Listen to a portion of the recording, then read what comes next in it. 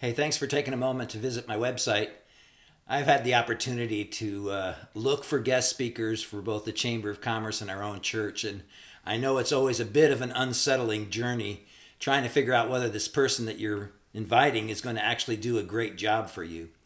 So, one of the things that I decided to do was to put together a little vignette of 3 clips, about 5 minutes in length, to give you a little sense of both my style and my substance. And I'm hoping that after you see a bit of that, you'll be convinced that maybe it would be good for me to serve in your next event or at your next service. So thanks for watching and enjoy.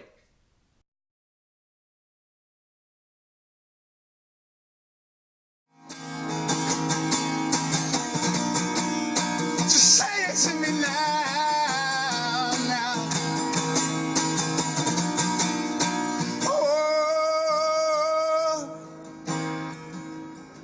Oh, oh,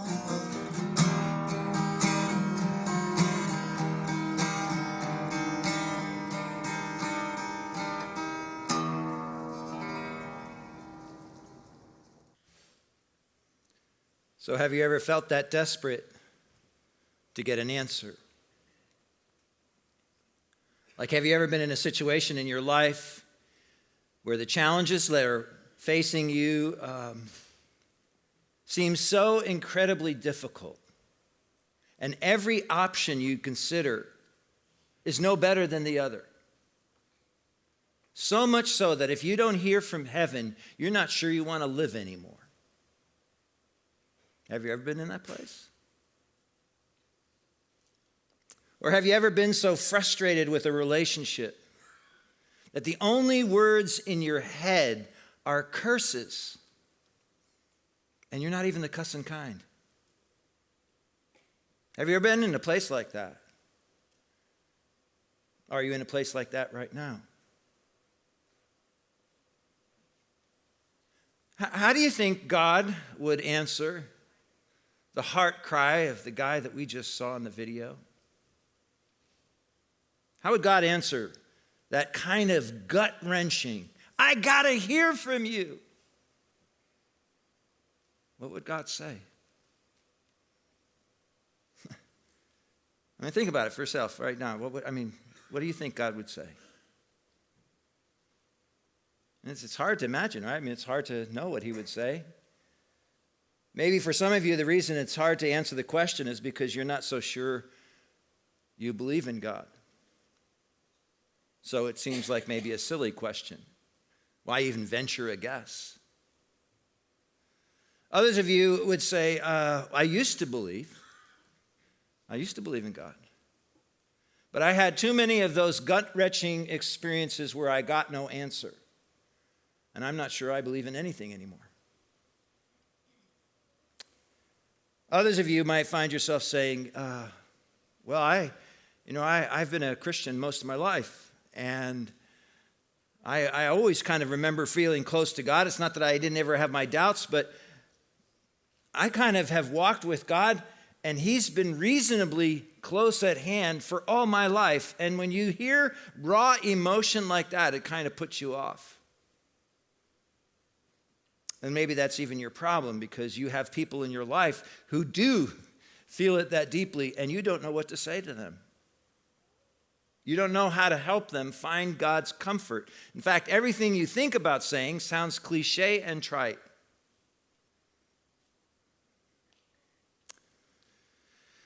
Well, no matter where you are today, I believe that the moments like what we just saw are holy moments. When we find ourselves that desperate for God, I think all of heaven turns its ear. In fact, I think that this would be the kind of thing where God says, seek me and you will find me. That was what Jesus said in Matthew chapter 7, seek and you will find. And as unique as Jesus was, he's only repeating what's been said throughout the Bible by prophets of old who made a similar kind of promise, saying, you will seek me and find me when you seek me with all your heart. I think that looks a lot like seeking. And if I were to imagine what God would say to a person like that, I think he'd say, I want to be found by you. I will show myself to you. I do have something to say, but I want you to know the real me. I don't want you to fall for some shadow of me. I don't want you to settle for some counterfeit God. There have always been idols and false prophets saying, come here, do this, and you will be free. But those are liars and deceivers who tickle your ears with great-sounding philosophies and easy believism. Don't buy it. It's like cotton candy appeals that look so good and taste so sweet, but it's vapor that will never fully satisfy or sustain you. Don't settle it, God would say. Don't settle for it. Look for the real me. Seek after me in places I can be found, and I will answer the cry of your heart. Look for me in the skinny places, and you will hear me speak.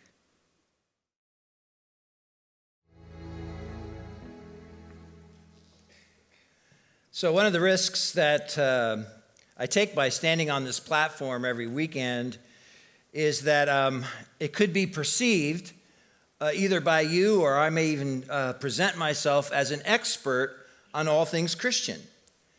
And I just think it's maybe especially important in light of today's topic to clear up that misunderstanding. I see myself very much as a fellow struggler who happens to have a teaching gift. And so today we're talking about the topic of marriage, and I have been fortunate enough to be married to Carol for 33 years, so I'm very grateful that she's stayed along with me that long. And we're going to be talking about the topic of marriage, and I want to talk about this with the Collins approach. What I mean by that is some of you may be aware of the business consultant guru, Jim Collins. He's written a lot of books. He's a very sought-after consultant and speaker.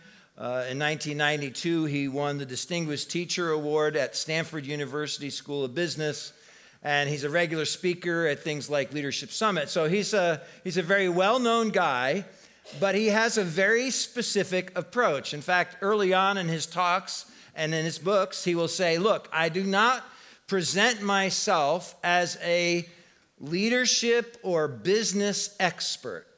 He said, instead, what I love doing is I love observing and learning from people who are successful in business or people who are effective leaders. I like to observe what they do to be successful, and because I have a capacity to teach, I like to tell other people about it. And I really identify that as it relates to the topic of the morning. So what I want to do is I want to take the Collins approach to talking about marriage. I'm not presenting myself as an expert on the topic. Rather, I want to talk about people who have navigated the difficult seasons of marriage in a way that we can learn from.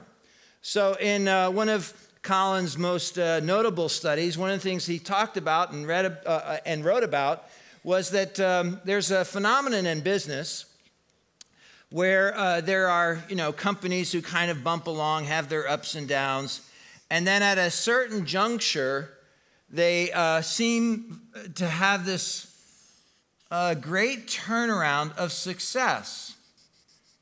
And what Collins did in one of his studies is he said, you know what, I want to study what happened right here. What took place at that catalytic moment that created this pretty significant turnaround or upward move in terms of the business? What caused that business to be more successful? And I want to do the same thing. I want to talk about some marriages that I've had an opportunity to observe do that kind of turnaround. And I had a chance over these last few weeks to talk to some of these people as I was preparing for this talk. And I've learned some things about what it takes to have this kind of experience relationally. Now, to get us all on the same page, I want to show a video that will kind of get us, kind of talking about and thinking about where it is that we're headed here today. So let's watch. What are you doing on this side? snuck down here because I have not been able to talk to you about my trip, and it's driving me crazy. Honey, they offered me the dean of admissions. The dean? Yes. They're suggesting that they will replace the present dean with me. And I'd like to do it. That's in Philadelphia. I know. I know. Well, that's a long commute. Well, we'd have to move to Philadelphia. We live in Texas.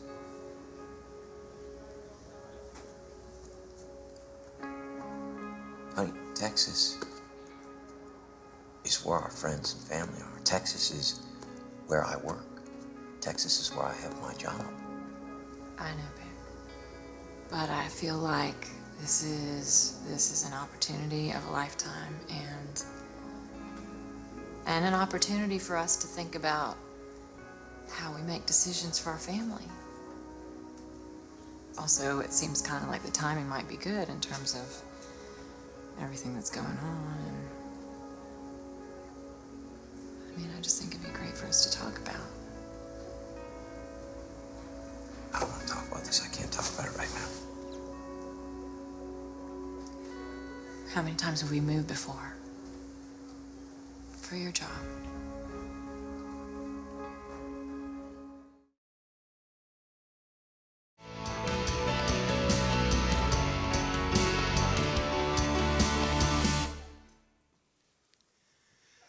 So, in a college town, we all, even if we're not in school, our tendency is to think about our life in the rhythm of semesters. And so, for many of us, this represents a new beginning. We feel brand new, like we just heard.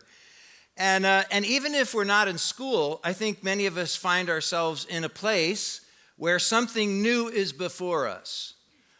So perhaps for some of you, it is about school. And you're excited about it, and you have a new challenge in front of you, and yet at the same time as you're excited about what's brand new, there may also be some intimidation or some hesitation as it relates to your own confidence about it. So maybe you find yourself wondering, okay, I'm in this new adventure at school, but how am I going to do? What are my teachers going to be like? Am I going to be able to stay disciplined in my studies? And so you have on one hand excitement and on the other hand hesitation. And even if you're not in school, maybe it's about something else. Maybe you find yourself in a new job situation. Either maybe a transfer within your own company, or maybe you're starting something new in terms of your own professional career. And maybe you have excitement about it because you find yourself thinking, okay, I finally found something that I was really made for. And even with that excitement, you can also have, again, some hesitation about, well, you know, what are my colleagues going to be like? What's this new boss going to be like? Am I going to be able to bring what I need to be successful? And then, of course, we'll all, celebrate the miracle of childbirth. I mean, any person who's ever experienced this will say essentially the same thing. There are very few other signs or signals of the reality of God than the miracle of childbirth. And so we have such excitement about that new adventure. And yet again, there too, we have the hesitation, especially in the challenges of this world. We look around and we say, what's it going to be like to bring up a kid in this day? Will I be able to do what's necessary? Will I have what I need within me to raise up this child in the way they should go? And so we have excitement and we have hesitation, and maybe even as you came through the doors today, part of why you came to church was your hope that maybe God could meet you in some way in this new place. That was your hope. That was your expectation. And if that is anything close to how you felt as you came in, you are in the right place, because that's what we're going to be talking about today.